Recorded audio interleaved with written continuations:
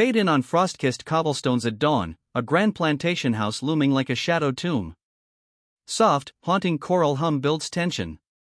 Imagine unwrapping a gift on Christmas morning, not jewels or finery, but a human soul, bound in chains.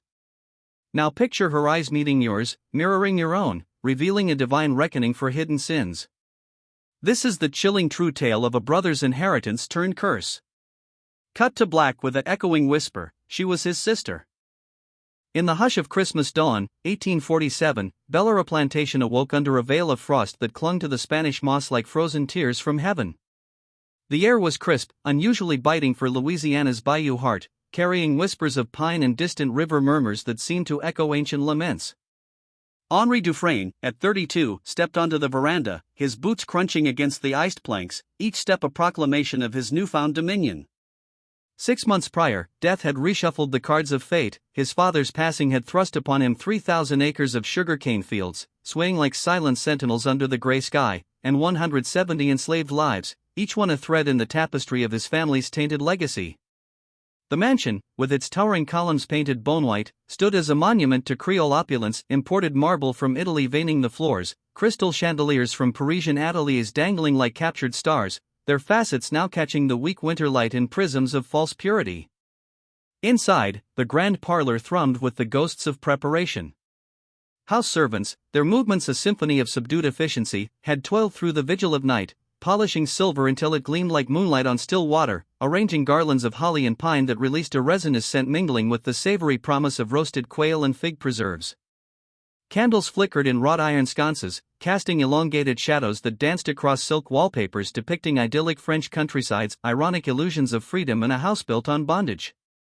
The dining hall's mahogany table, long enough to seat a congregation, groaned under platters of oyster pies, sugared pecans, and decanters of claret, all arranged with meticulous care to impress the elite of New Orleans society. Yet beneath this veneer of festivity lurked a spiritual undercurrent, a biblical echo of Proverbs: the wicked flee when no one pursues, but the righteous are bold as a lion.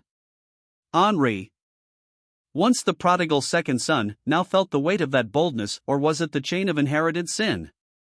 He had not always been destined for this throne of thorns. His elder brother, Philippe, had been the anointed heir, schooled in the brutal arithmetic of whips and yields, while Henri pursued law in the libertine streets of New Orleans. There, amid the jazz of Creole balls and the ink of legal tomes, he had tasted a semblance of autonomy. But yellow fever, that merciless reaper of the South, had claimed Philippe 3 years hence, and their father, Etienne Dufrain, followed suit in a haze of grief and gout. Now Henri bore the mantle, his shoulders unaccustomed to its crush. The overseers, grizzled men with eyes like flint, whispered doubts in the fields. Neighboring barons, lounging on their verandas with mint juleps, scanned for fractures in his facade. Henri himself wrestled with the moral quagmire. The souls under his command were not mere ledger entries but breathing testaments to humanity's fall from grace, echoes of Genesis where man was cursed to toil the earth. As he descended the sweeping staircase, the chill seeped through his woolen coat, a reminder of mortality's impartial grip. In the courtyard, the fountain, adorned with cherubic statues spewing water now frozen into crystalline spikes, stood sentinel. Frost etched delicate fractals on its basin, nature's own scripture, fragile and ephemeral, much like the illusions of power. Waiting there was Charles Beaumont, Henri's confidant from city days, a cotton magnate whose temples grayed prematurely from deals struck in smoke-filled rooms. Charles's smile was polished as his boots, exuding the assurance of old money. Joyeux Noël, mon ami, he intoned, his voice rich with the patois of privilege. I've procured something special. Your household lacks a steady hand since old Marie's passing last spring. This one? Exquisite training, literate, poised, versed in the arts of fine service. From a Natchez estate. Settling scores. The instant her dossier crossed my desk, I knew, destiny for Bellere. Henri's gaze drifted to the woman beside him, a figure carved from quiet resilience. She stood erect, yet not defiant, her simple calico dress gray as storm clouds, mended with threads of invisible labor, hugging a frame honed by endurance. A faded indigo headwrap framed her face, its fabric whispering of distant African shores diluted by Creole bloodlines. At perhaps 25, her features were a mosaic, high cheekbones sculpted by some divine artisan, skin the warm hue of sun-kissed amber, and eyes, oh, those eyes, a molten gold flecked with emerald depths, holding storms unspoken. A modest silver locket nestled at her throat, its chain a fragile link to lost worlds, glinting faintly as her breath stirred it. She fixed her stare on the cobblestones, hands clasped in supplication, her presence a study in controlled invisibility, a soul retreating into the sanctuary of self amid constant scrutiny. Something primal stirred in Henri as he approached, a disquiet he couldn't name. Evaluating human chattel was a right ingrained from boyhood, his father Etienne's lessons in appraising teeth for rot, palms for calluses, spines for strength. It had always repulsed him, a serpent in Eden's garden, but duty demanded it. "Your name?" he queried, his tone softening unintended, like a confessor seeking absolution. "Margot, sir." Her response was a melody, soft, articulate, laced with a French cadence redolent of New Orleans salons, not field shanties. Education's imprint, rare as a pearl in these depths. "Margot," he echoed, the syllables uncoiling a phantom memory, a chill slithering up his spine like original sin's whisper. "Look at me." She complied, lifting her gaze with measured grace. And in that instant, the world fractured. Those eyes, his eyes, stared back, a mirror to his soul's reflection. The oval contour of her face, the resolute jaw, the subtle tilt of her head in contemplation, the faint furrow of concentration between brows, all echoed his own visage, as if God had duplicated clay from the same divine mold. His father's portrait in the study, captured in youthful vigor, beamed the same amber intensity. Breath seized in his chest, the courtyard spun in a vortex of revelation. Charles prattled on her credentials, Natchez lineage, glowing endorsements, but Henri's mind thundered with forbidden arithmetic. "Where were you born?" The words sliced sharp, interrupting the banalities. "New Orleans, sir. En rue Dauphine." Her composure held, but a shadow crossed her eyes, resignation, perhaps, or the ghost of knowing. Rue Dauphine. Etienne's secret sanctum, a townhouse veiled in discretion, frequented during business sojourns that stretched eternal. Henri's mother, bless her willful blindness, had never probed those voids, content in her gilded cage. Henri himself, at 15, had once couriered documents there, a blooming courtyard, avian wallpaper in azure, a woman at the threshold, a child wide-eyed, amber-gazed, peering from skirts. The memory surged now, vivid as stigmata, that girl, 7 or 8, regarding him with innocent curiosity before being whisked away. He had dismissed her as servant's kin. But no blood called to blood. "Who was your mother?" His whisper barely breached the air. A pause, then, "Celeste, sir. Celeste Dubois. Gone when I was 12. Pain etched her words, a raw vein exposed. The chronology aligned like stars in a damning constellation. Henri, 19 at Margot's birth, ensconced in university revels, Etienne, 53, virile still, weaving webs of secrecy. Charles's brow furrowed in bewilderment. "Henri? If she displeases, arrangements can reverse. No chains bind you to this." "No," Henri rasped, throat constricted as if by divine judgment. "She's suitable." "Gratitude, Charles." "Profoundly." Yet internally, turmoil raged, a storm of denial and dawning horror. Coincidence? Louisiana teemed with such features, amber eyes a common Creole trait. Or was guilt's specter over this inherited empire of souls conjuring phantoms? No, intuition, that holy whisper, affirmed, this woman, gifted as chattel, was kin. Half-sister, spawn of Etienne's clandestine union with an enslaved mistress. Kept in shadows, educated in whispers, then discarded into the maw of commerce upon Celeste's demise. Now, by fate's cruel jest or God's retribution, she was his property to command, a living echo of Ecclesiastes, vanity of vanities, all is vanity. Nadja roiled as Charles detailed logistics, cost, papers, transfer. Henri nodded mechanically, extending dinner invitations, summoning a servant to escort Margot indoors. As she departed, their eyes locked, a fleeting communion, electric with mutual recognition. She knew, or sensed, the blood ties noose. Trapped in this unholy sacrament, bound by lineage and law, where fraternity warped into ownership's abomination. The feast unfolded in torment. Guests, planters with paunches and pedigrees, filled the hall with boisterous toasts, oblivious to Henri's inner crucifixion. Margot orchestrated service with ethereal poise, her silhouette a dagger each glimpse. Laughter rang hollow, claret soured on his tongue. As midnight's veil descended, sleep evaded him, thoughts a whirlwind of biblical fury. Cain's mark, brother's keeper twisted perverse. At 3 a.m., he rose, a pilgrim seeking truth's altar. Etienne's study awaited, unchanged since death's scythe, desk with silver-nibbed pen, shelves groaning under tomes of law and lore, air laced with Cuban tobacco's spectral haze. Lamplight flickered, casting judgmental shadows as Henri delved into ledgers. Etienne's meticulous chronicles, each entry a testament to calculated dominion. Financial veins pulsed with secrets, rue doffing disbursements, maintenance, furnishings substantial yet unremarkable. Then, cryptic notations, CD payments, spanning 25 years, ceasing 8 months pre-death. Sums for sustenance, education, piano tutors, literary volumes. Sartorial finery. A trust for the townhouse, established 1835, post Margot's birth. Pinned to correspondence, a fragile missive, feminine script unfolding like a confessional scroll. Etienne, she has your eyes. I have named her Margot, after your mother. I ask nothing for myself, but grant her elevation, literacy, beauty, a whisper of kindness in this cruel world. See. Henri's world shattered anew.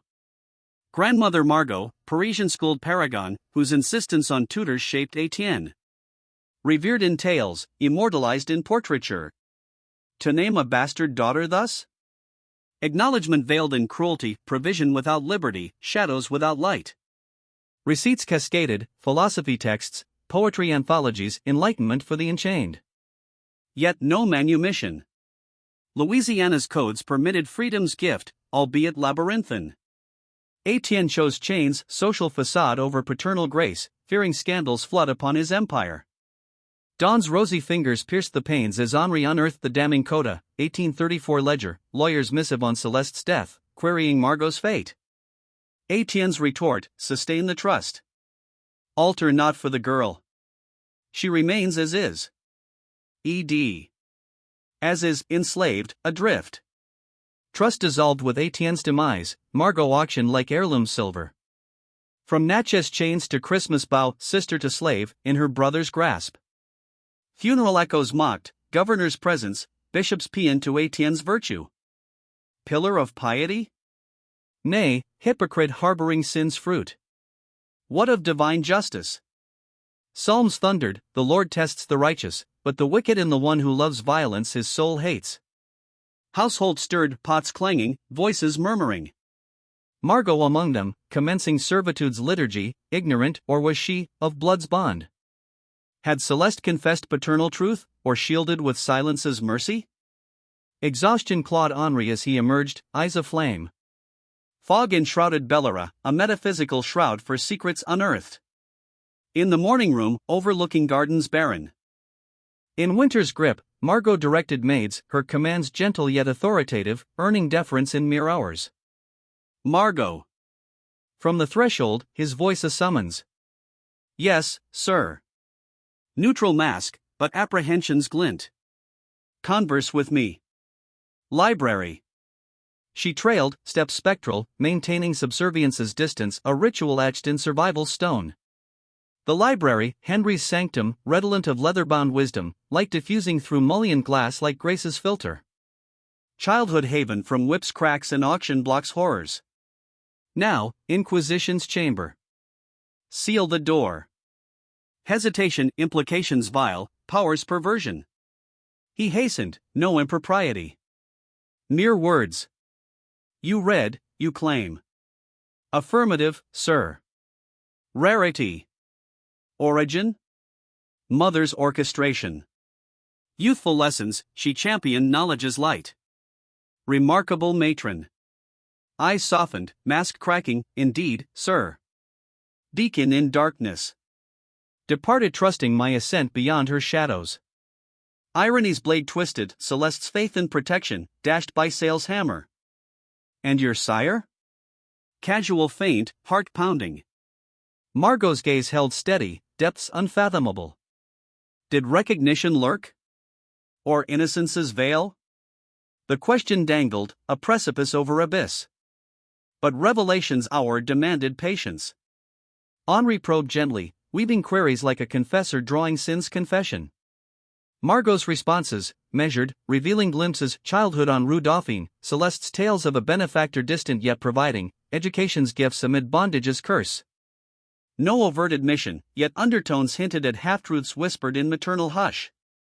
As dialogue unfolded, spiritual symbolism deepened, Margot as the prodigal's mirror, forcing Henri to confront inheritance's curse, not mere land, but soul's debt. Biblical parallels abounded, Joseph's brethren selling him into slavery, only for fate to reverse in divine irony. Here, brother owns sister, a perversion of kinship's sacred bond. Guilt gnawed, redemption's seed stirring, could he shatter chains? Defy society's scripture? Yet peril loomed, acknowledgement risked ruin. Scandal's storm could engulf Bellere, stripping title, inviting rivals' predation. Margot, too, navigated razor's edge, knowledge feigned ignorance for safety's sake. Conversation waned, Henri dismissed her, mind aflame with moral calculus. Outside, fog lifted, revealing fields where laborers bent like penitents. Christmas's joy soured to ash, festivity's mask concealed rot. Night fell again, Henri pacing study's confines. Ledgers mocked from shelves Etienne's legacy, wealth built on broken backs, secrets buried in ink. A portrait loomed, father's stern eyes, those amber eyes, judging from canvas eternity. Sleep eluded, visions plagued, Margot's face morphing to his own, chains clinking like Judas's silver. Dawn's light brought resolve, truth must out, but veiled. He summoned Margot anew, this time to garden seclusion, where camellias bloomed defiant and chill. Speak freely, he urged, voice trembling. Your mother's tales, of your origins. Hesitation, then flood, Celeste's confessions on deathbed, paternal identity veiled in euphemism, a man of means, bound by duty's chains. Hints of plantation grandeur, amber-eyed lineage. Margot suspected, but certainty evaded until yesterday's gazelock. Confirmation struck like thunder, mutual knowing. Tears welled, hers of weary vindication, his of shattering shame. Sister, he whispered, word profane in this context. Embrace impossible, law's barrier loomed. Yet in that moment, spiritual awakening dawned, redemption's path, manumission, though labyrinthine in antebellum codes. Risks abounded, legal scrutiny, social ostracism, familial ghosts unleashed. As sun climbed, Henri vowed silent oath, shatter this curse, honor blood over bondage. But shadows lengthened, overseers watched, guests lingered, secrets festered. Divine retribution hovered, a sword of Damocles over Bellere's spires. The tale deepened, layers peeling like onion skin, revealing rotted core. Etienne's sin rippled through generations, a cautionary psalm, the sins of the fathers are visited upon the children. Henri, once indifferent heir, now vessel for justice's fire. Margot, resilient phoenix, embodied hope amid despair, educated mind in captive body, spirit unbroken. Their bond, forged in secrecy, promised transformation or tragedy. As days blurred, Henri navigated duality, master by day, brother in stolen whispers. Plans coalesced, legal maneuvers, forged papers, escape's blueprint. Yet fates will turn unpredictable, whispers spread among staff, suspicion's seeds sown. Christmas's gift, intended benevolence, unveiled Pandora's box, guilt's torrent, redemption's quest. In Louisiana's human embrace, where rivers carried slave songs and masters' secrets, Henri's soul teetered on salvation's brink. The question hung in the air like incense in a confessional, too intimate, too probing, echoing the forbidden inquiries of Scripture where truth pierces like a double-edged sword. Henri's heart pounded, a rhythmic accusation against his ribs, as he studied Margot's face, a canvas of controlled serenity, her features schooled into impassivity, like a saint's icon veiling inner turmoil. Those amber eyes, flecked with green like sunlight through stained glass, betrayed nothing. No, sir, she replied, her voice a gentle murmur, steady as a vesper prayer. My mother never spoke of him. Was it verity, or the armor of evasion forged in years of subjugation? Henri searched for cracks in her facade, a flicker of recognition or resentment, but she had mastered the art of concealment, retreating into a spiritual fortress where vulnerability was a luxury denied. The library's air grew thick, redolent of aged leather and dust-moted sunlight streaming through tall windows, casting elongated shadows that mimicked prison bars across the Persian rugs. He turned away, striding to the window where frost had long melted into spring's tentative warmth, the winter's chill lingered in his bones like unconfessed sin. Beyond the panes, the sugarcane fields lay dormant under a leaden sky, brown stalks whispering in the breeze like penitents in sackcloth, awaiting resurrection in the coming verdancy. In months, they would surge green and vital, demanding the harvest's merciless toil, a cycle as inexorable as the wheel of divine providence, grinding generations under its weight. "You'll serve in the main house," Henri declared, his back to her, voice firm yet laced with an unintended tremor. "Household stewardship, as Charles described. Report to me alone, not the overseer. Understood?" "Yes, sir." Her response was immediate, an echo of obedience etched into her being. "Your quarters will be within these walls, not the outbuildings. Meals with the indoor staff, in the kitchen's warmth. Expect dignity, demand it. Should any soul here demean you, inform me at once."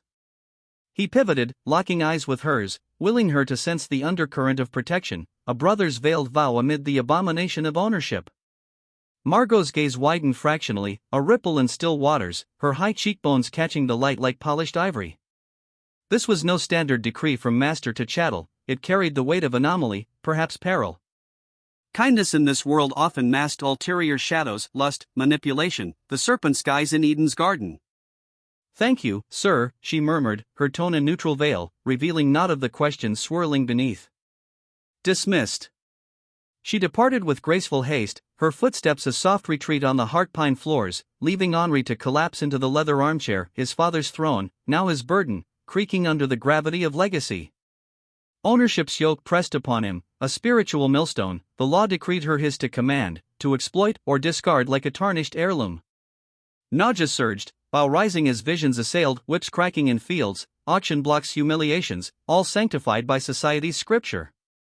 He was complicit, heir to this babel of injustice, where humans were bartered like beasts. The morning dragged in futile distraction, Henri poring over ledgers in the library's sanctuary, quill scratching against parchment as he tallied yields and expenditures. But focus eluded, Margot's phantom presence haunted every page, her resemblance a divine indictment, stirring echoes of Cain's fratricide twisted into fraternal bondage. What path forward? Emancipation beckoned, yet Louisiana's codes wove. A labyrinth, parish court petitions, bonds against vagrancy, affidavits scrutinized like heresies. Abrupt freedom would summon inquisitors, whispers of motive, probes into paternity, unraveling the Dufrain tapestry. Scandal's flood would drown him, social exile, crumbled alliances, Bellere's pillars crumbling like Jericho's walls. Yet perpetuating her chains? A moral abyss, prolonging Etienne's transgression, defying the biblical mandate, whatever you did for one of the least of these brothers and sisters of mine, you did for me.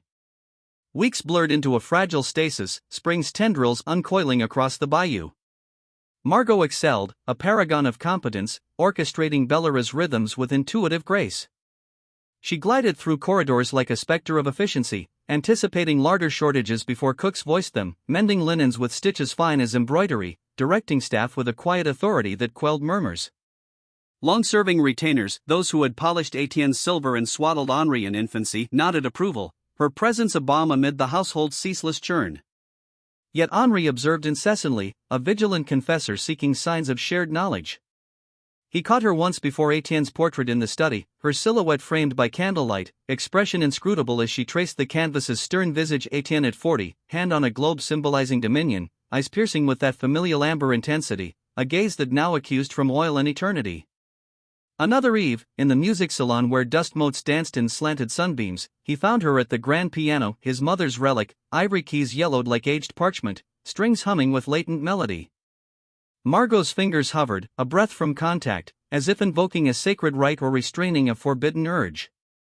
"Do you play?" Henri inquired from the threshold, his voice slicing the hush. She recoiled, hands snapping to her sides like a penitent caught in transgression. "Once, sir. Mother secured tutors in my youth. Perform now." Not a plea, but command, though regret tinged it. He craved revelation, music's power to strip veils, exposing soul's naked truth as David's harp soothed Saul's torment. Reluctance stiffened her frame, but she complied, perching on the bench with rigid poise. Fingers alighted, hesitated, then unleashed Chopin's Nocturne in E-flat major, a cascade of notes, technically flawless, yet infused with profound melancholy. Sorrow welled from the instrument, each chord a lamentation, filling the room with grief's tangible weight, arpeggios rising like prayers unanswered, dissonances resolving into aching harmony. Henri stood transfixed, breath suspended, as emotion poured forth, not rote recitation, but a spiritual outpouring, refuge from bondage's void. This was no dilettante's diversion, it was sanctuary, a psalm of the oppressed. Silence descended like a shroud as the final note faded. Henri's fists unclenched, jaw easing from tension's grip. Your training? Hoarse inquiry, emotion raw. In mother's abode, sir. We possessed an instrument.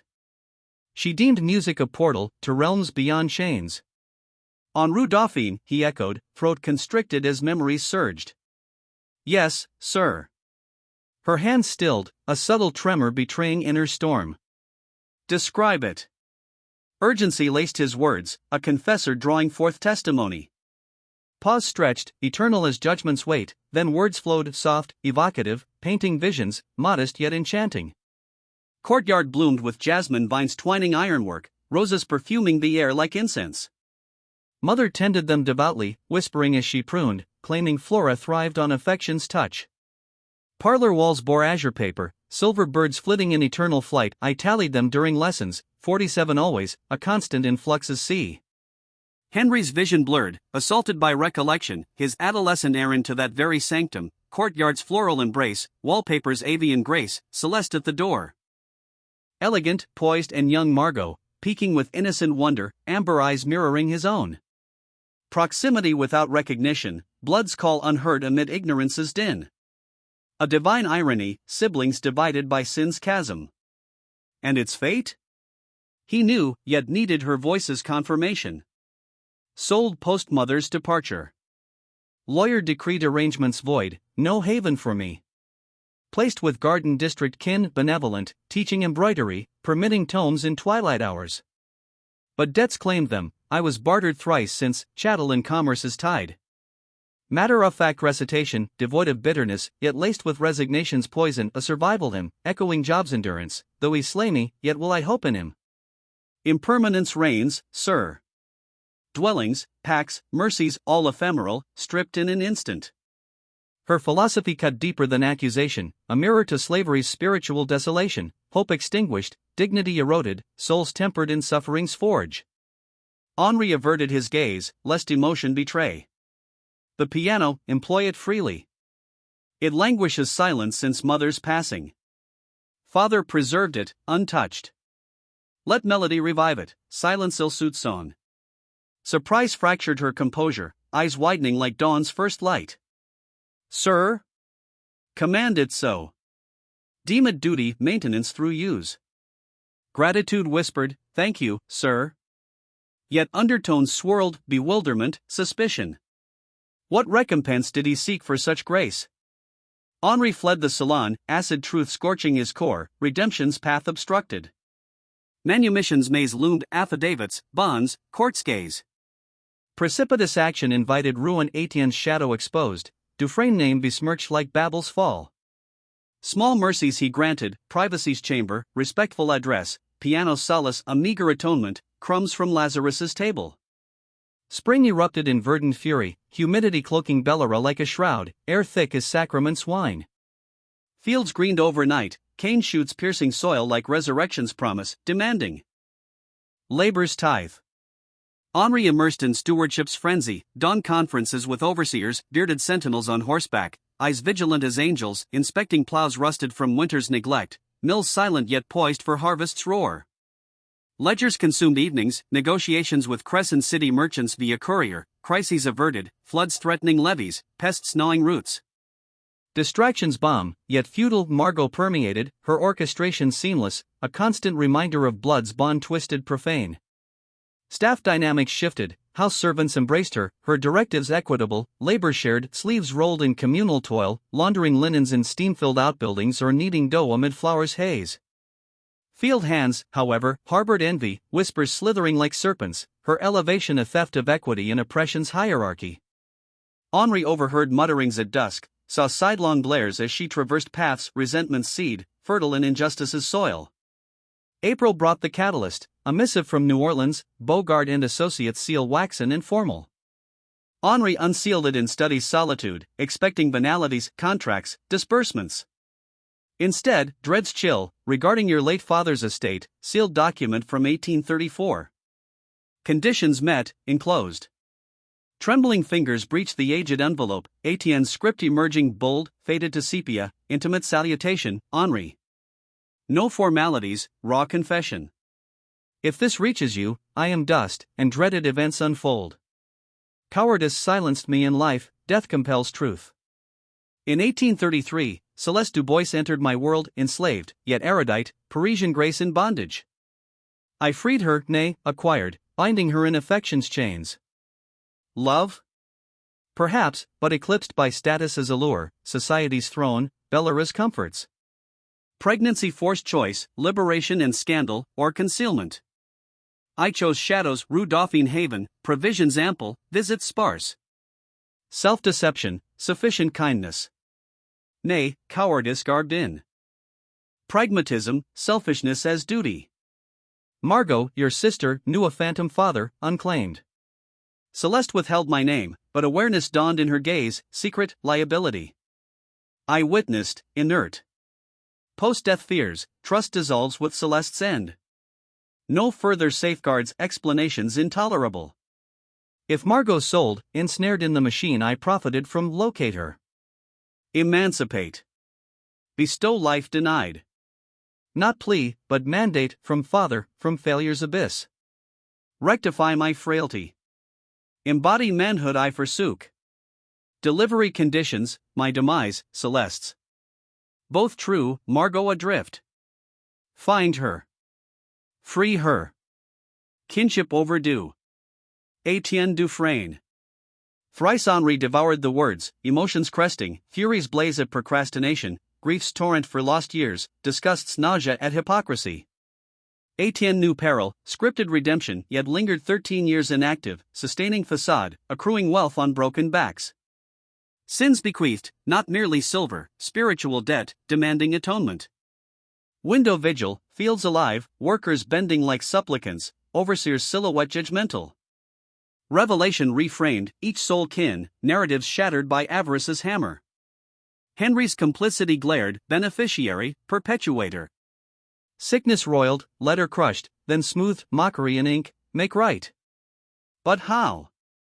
Paths forked, silence's complicity or truth's cataclysm, soul's salvation dangling in balance. Margot's music echoed faintly from afar, a siren's call to action. Divine justice stirred, a whirlwind approaching, redemption or ruin. How could one rectify a fracture so primordial, a wrong woven into the very fabric of existence, echoing the fall in Eden where innocence shattered under temptation's weight? Henri grappled with this abyss, his father's spectral command reverberating like a prophet's decree, make right the irreparable. Yet Bellere's opulence, crystal decanters glinting in candlelight, silk draperies whispering against polished floors, the distant hum of riverboats laden with sugar's bounty, all stemmed from subjugation's soil, tilled by souls akin to Margot's. Wealth is blood money, a golden calf idolized by generations, defying Exodus's mandate against graven images of false gods. No pristine path emerged, only crossroads laden with thorns, each turn a sacrifice, a spiritual trial testing faith amid iniquity. 3 sleepless dawns tormented Henri, his study a hermit's cell where lamplight flickered like vigil candles, casting grotesque shadows across Etienne's portrait, those amber eyes now accusatory, a paternal ghost haunting from canvas purgatory. Immediate emancipation tempted, papers forged in haste, Margot dispatched into liberty's uncertain embrace. But whispers would ensue, parish clerks probing motives, neighbors sending scandal like hounds on blood trails, unraveling the Dufrain veil to expose Etienne's frailty. Sending her northward with coin and counterfeit freedom? Mere evasion, another patriarchal desertion, akin to Abraham's banishment of Hagar into wilderness, forsaking kin for societal sanctity. Confession outright? What balm in revealing brotherhood's noose, transforming jailer into sibling, stirring Job's lament, why is light given to those in misery? Fate, that divine weaver, intervened on a velvet evening, humidity cloaking Bellere like a confessional shroud. Henri hunched over the desk, father's missive splayed like sacred scripture, ink faded to sepia. Wounds. A tentative rap echoed, Margot, bearing a silver tray etched with Creole filigree, steam curling from porcelain coffee cup, brandy decanter catching firelight in amber swirls, scents of roasted beans and aged spirits mingling with leather-bound tomes' musty breath. Her ritual offering, unbidden yet intuitive, a silent ministry amid his nocturnal vigils. She placed it on the mahogany sideboard, turned to withdraw, her calico dress whispering like leaves in autumn wind. "Wait." Henri's voice cracked the hush, laden with urgency's edge. She froze, hand on brass knob, posture rigid as a martyr's stance. "Seal the portal." Apprehension flickered in her eyes, midnight summons, enclosed chambers, implications vile as ancient tyrannies, evoking Pharaoh's decrees over Hebrew daughters. Henri hastened, no malice, no impropriety. Merely words, a revelation demanding solitude. She complied, door clicking shut with finality's echo, standing sentinel-like, hands interlaced in supplication, face a serene mask veiling tempests within. Survival's armor, forged in forges of oppression, where vulnerability invited ruin. "I discern your lineage," Henri intoned, words tumbling like stones from David's sling. She recoiled subtly, a flinch betraying inner quake. Rue Dauphine's sanctum, Celeste's vigil, Etienne's clandestine covenant, I unearth archives, ledgers, confessions, this epistle from the grave. He slid the parchment forth, yellowed as autumn foliage, seals wax remnants crimson as sacrificial blood. Peruse it. Immobility gripped her, eyes averted, as if gazing upon forbidden fruit. "Read," he urged, timbre roughened by exhaustion's rasp, a plea laced with command. "I beseech you." Hesitant steps bridged the chasm, fingers quivering like aspen leaves as she grasped the relic. Henri observed, breath suspended, comprehension's dawn breaking across her features, a storm's genesis, brows furrowing like furrowed earth, lips parting in silent gasp, amber eyes widening to abyssal depths. Hands clenched, crumpling edges, respiration quickened to ragged hymns, a solitary tear traced her cheek, glistening like dew on Gethsemane's olives. Completion brought deliberate repose, the missive smoothed, wrinkles erased as if expunging pain's imprints. "You're my kin." Toneless declaration, a fact stripped of joy, echoing Ruth's pledge minus devotion's warmth. Affirmative. Henri's admission, heavy as millstone. Since Yuletide's unveiling. Accusation veiled in query. Yes. Vulnerability exposed, a confessor unburdened. Laughter erupted, harsh, mirthless, a dirge of shattered illusions, bitterness cascading like Jeremiah's wails over Jerusalem's fall. Inevitability. Mirrors reflected truths denied, resemblances spectral. I dismissed as fancy, fate's cruelty too profound. Yet you perceived. I faltered in response, Henri confessed, helplessness a tide. Uncertainty paralyzes still. Emancipate. Simplicity's blade, cleaving illusions. I do. Documents converge. He paused, invoking her name sans deference, Margot, linger not as shadow. Abandonment's cycle must shatter. Desire what? Sharp retort, fury's ember igniting, control fracturing like cracked chalice. Gratitude's obeisance? Pardon for paternal chains on mother, on me? Absolution for prioritizing prestige over liberty? What tribute, Henri? His name from her lips, a thunderclap, familial yet fraught, bridging yet widening the void. Siblings by divine lottery, estranged by societal decree, master-slave dichotomy, a serpent in paradise. I yearn. Words faltered, soul's quest inarticulate. To comprehend you, aspirations, essence, unfettered path. Fraternity over dominion, kinship's genesis unmarred. Duality impossible, she countered, ire yielding to sorrow's veil, resignation's mantle. Bondage precludes bonds. Ownership negates affection. Father's lesson, feigned family amid fetters? Illusion. Truth's arrow pierced, compromise's folly exposed, a lukewarm faith. Revelation's spew-worthy sin. Conscience eased sans confrontation? Hollow piety. Fortnight hence, liberty's decree, Henri vowed, emotions gravel in throat. Funds ample for sovereignty, New Orleans embrace, northern havens, choice sovereign. Post-liberation? Eyes probed, seeking soul's map. Strangers feigned? Kin acknowledged? Worlds divergent, ownership scar eternal? Admittance, enigma. Yet endeavor we must honor selves, Celeste's vigil. Her faith in elevation, redemption's seed. Softening at maternal invocation, she spared venom toward him. Nameless shadow, yet unmaligned. Love's enigma, forgiveness amid fetters? Love's labyrinth, Henri mused. Systems thwarted, weakness understood, not embittered. Strength in endurance. Moonlight bathed her as she gazed outward, fields silvered, quarters silhouettes like tombs of the living. Fantasies of kin, siblings, paternal claim, belongings hearth. Narratives woven in solitude. Turning, tears lunar glistened, reality, brother as bondsman. Childhood tales omitted such torment. Agony symphony unbearable, Henri yearned consolation, yet words wilted, victims of paternal legacy, navigating Babel's confusion. Apologies, he whispered, inadequacies echo. For choices, systems, skewed encounters. Equals denied, freedom's theft. Regret alters not, gentler now. Yet initiation. Father's deficit, rarity in my realm. Silence enveloped, blood's thread amid chasms, forging fragile bridge. Fortnight's limbo ensued, a purgatorial interlude, roles blurring like dawn's haze. Margot persisted in duties, orchestration flawless, linens crisp as fresh snow, meals aromatic with bayou spices, gumbo's simmer, praline sweetness. Yet undercurrent shifted, no longer chattel, not yet kin, undefined ether, scripting unprecedented bond.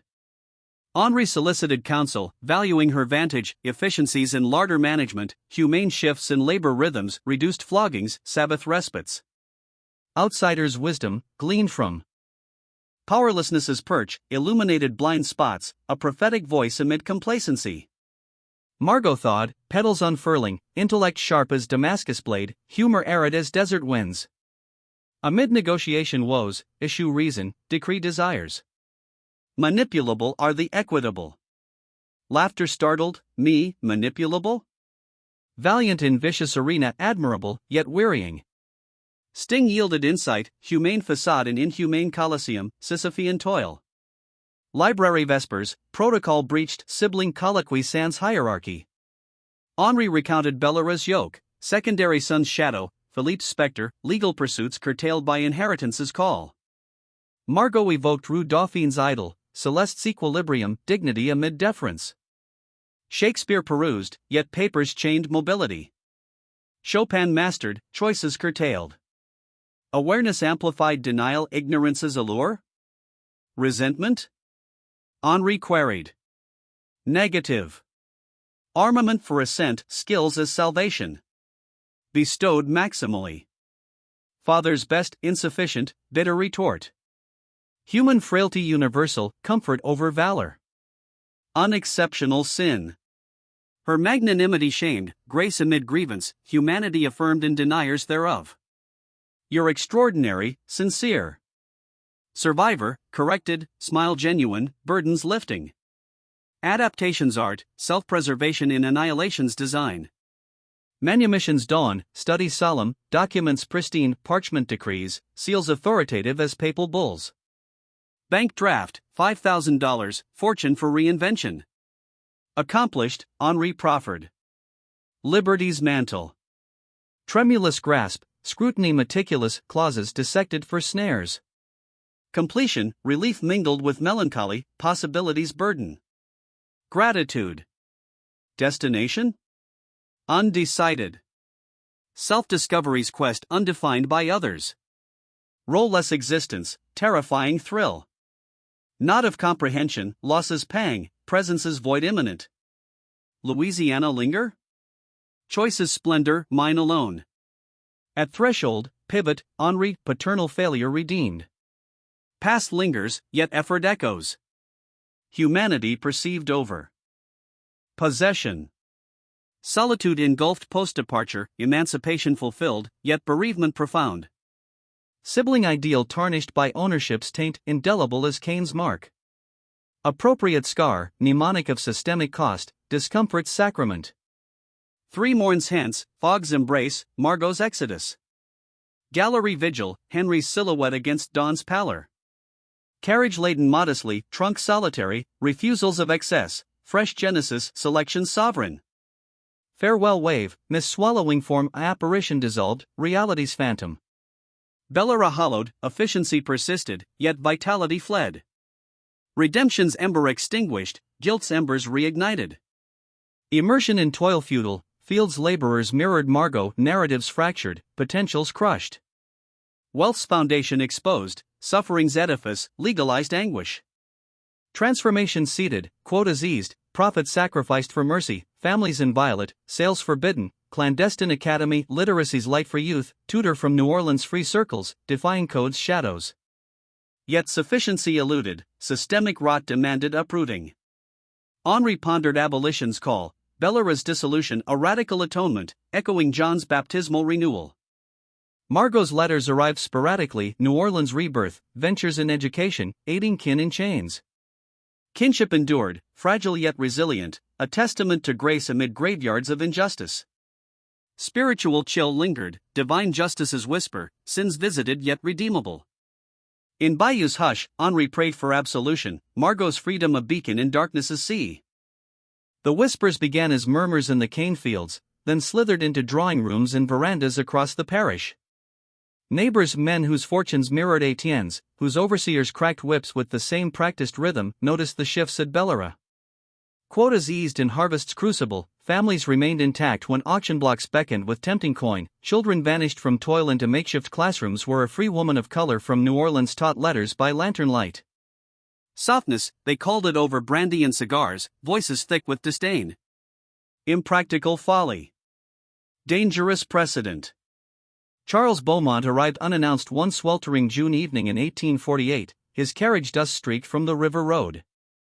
The parlor's chandeliers cast fractured light across his flushed face as he accepted a glass, swirling amber liquid like liquid accusation. "You're unraveling everything, Henri," he said bluntly, the words sharpened by liquor and alarm. "Treating them with kid gloves only breeds discontent. Your people will demand what mine refused to give. You're eroding the foundation we all stand on." "They are human, Charles," Henri replied, voice low but unyielding, the quiet certainty of a man who had stared into his own soul's mirror. "Not opinioned fact, etched by the same creator who shaped us both." Charles snorted, setting the glass down hard enough to ring crystal. "Human, yes. Property, also.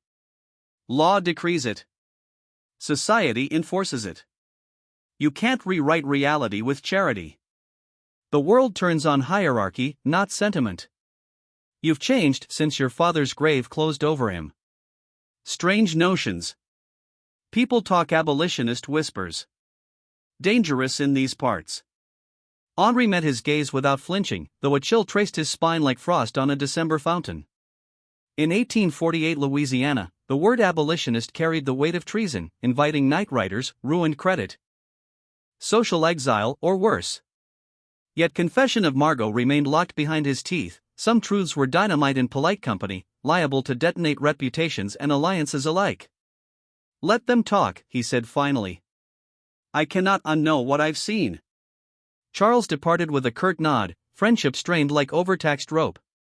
Henri stood alone on the gallery as fireflies rose from the lawn, their glow fragile against encroaching dark. Bellere's columns loomed behind him, ivory sentinels of a dying order, while inside, Etienne's portrait watched with unchanging amber eyes. Summer brought Margot's first letter, handwriting elegant yet tentative, as if testing freedom's ink. Henri tore the envelope in study's seclusion, heart hammering. "Dear Henri, I am well. Settled in the French Quarter, in lodgings kept by a gracious free woman of color.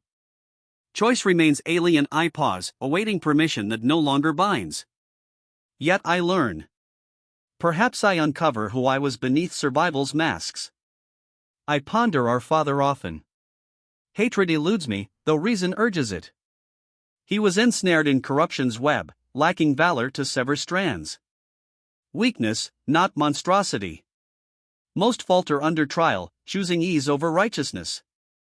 You faced trial, Henri. You might have silenced truth, preserved comfort, retained possession. Instead, you chose difficulty's path, the righteous one. It does not mend all fractures. Yet it signifies Profoundly. Our bond's shape eludes being siblings, yet strangers sculpted by divergent worlds.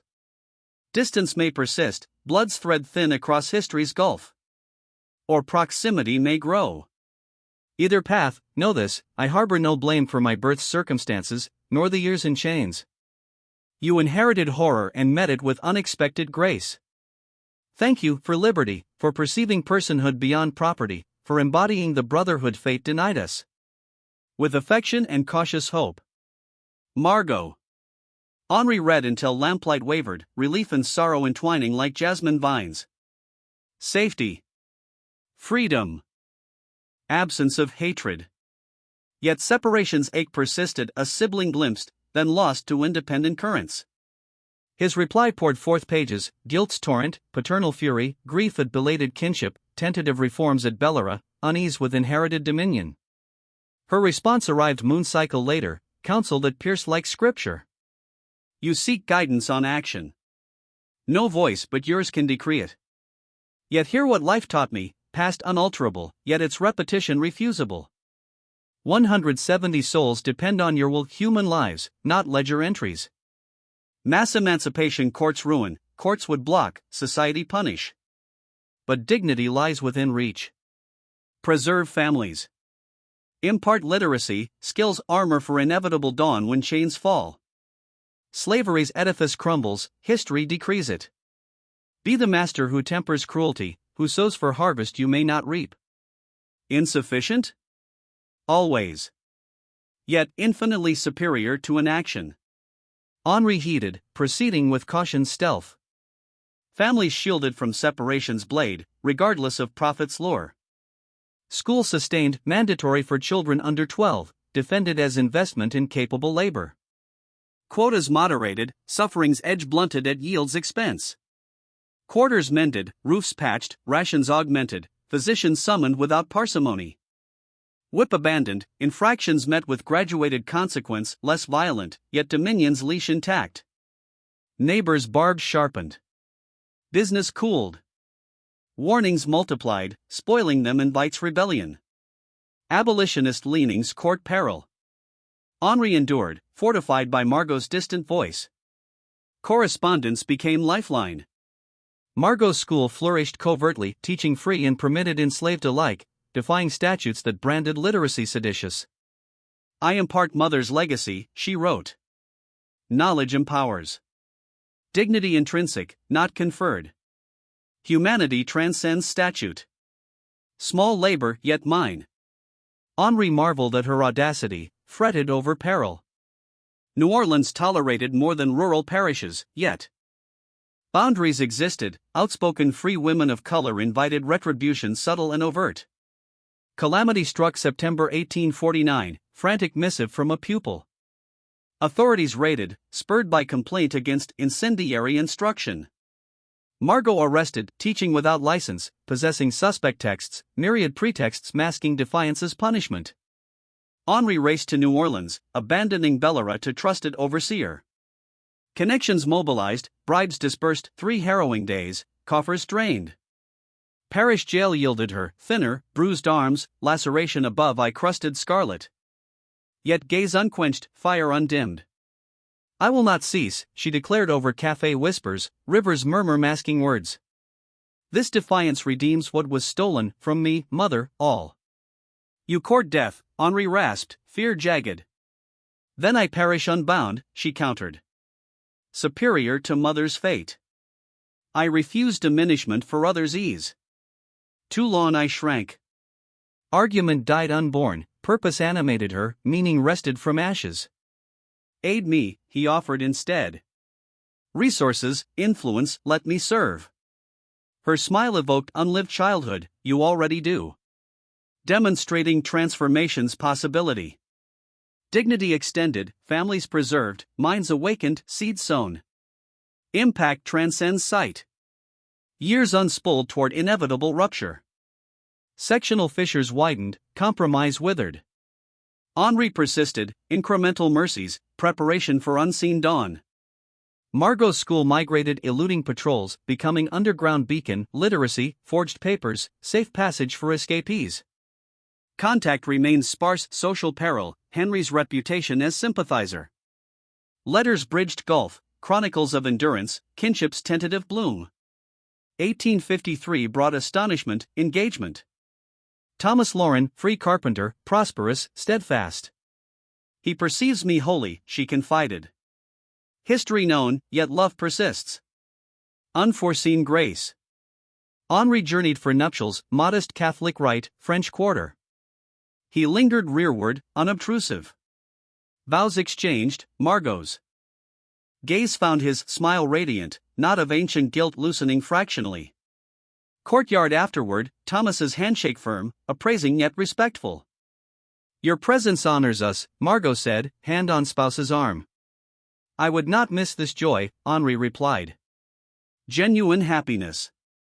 Long deserved. She clasped his hand, fleeting, profound. Gratitude unending. For liberation, persistence, betterment. You are good, Henri. Father might have been proud had courage matched vision. Henri doubted paternal approval, Etienne prized concealment. Yet Margot's verdict mattered more. War erupted 1861. Henri met it with weary relief. Tension's strain had exhausted spirit. Union occupation 1862, Bellere requisitioned, enslaved declared free by edict. Most departed swiftly, seeking kin sold afar, tasting mobility's elixir. Henri impeded none. Dispensed coin, penned recommendations, offered benedictions. Some expressed thanks for mitigated cruelties, others departed mute, silence more piercing than indictment, underscoring kindness's inadequacy against ownership's primal sin. War's end 1865 left Bellere skeletal, fields feral, machinery rusting, mansion weathering neglect. Land sold piecemeal, house and modest acres retained sufficiency, not splendor. At 49, Henri inhabited ghost of former world. 1868 invitation arrived, visit New Orleans. Margot and Thomas endured occupations, privations, school raised, home scarred, savings consumed. Rebuilt openly, classrooms vibrant, library burgeoning, students spanning generations learning amid freedom's uncertainty. Station embrace unhesitant, sibling warmth natural, unburdened. Margot at 34, lines of hardship etched, yet carriage assured, presence commanding rightful space. School, warehouse reborn, voices reciting syllables, Thomas elucidating fractions with patient cadence. Freedom's visage, Margot observed, pride luminous. Disordered, arduous, authentic. Lives reconstructed, choices claimed, destinies shaped. Tears welled. Celeste would rejoice. Indeed, Margot agreed. And father, perhaps, despite frailty. His failing birthed your courage, my liberty, this sanctuary. Grace from brokenness. Afternoon strolls trace scarred city, plans shared, expansion, aid for freedmen navigating hostilities residue. Will you join, she asked atop levee, river molten gold beneath sunset. Resources diminished, yet any contribution, coin, counsel, connection, ripples. Everything mine is yours, Henri answered instantly. Always was. Hand clasped, simple, sacred. Family true, Henri. Chosen, not compelled. Freedom's essence, selecting bonds, forging futures. Sun dipped, painting waterfire hues. Redemption crystallized, not singular epiphany, but protracted labor, repairing fractures, erecting anew from wreckage. Inherited sin acknowledged, opportunity seized. With Margot's unyielding vision, refusal of victimhood's cage, Henri learned atonement's rhythm. Past unerasable, Margot's captive years, Bellere's multitudes broken, generational anguish immutable. Yet something wrought, superior to nothingness. Siblings at last, equals by choice, collaborators against legacy's shadow, laboring toward world where their agonies became inconceivable. Small triumph amid nations' protracted reckoning. Yet there's, forged in suffering, valor, insistence that history need not dictate tomorrow. In bayou twilight, hope endured. Sometimes, in shattered realms, hope suffices. What shadows linger in this tale for you? Do hidden truths yet whisper from Louisiana's soil? Share below. If these chronicles of darkness and dawn resonate, subscribe to Liturgy of Fear. Ring the bell. Pass to kindred spirits drawn to history's haunted corridors. Until the next mystery unfolds.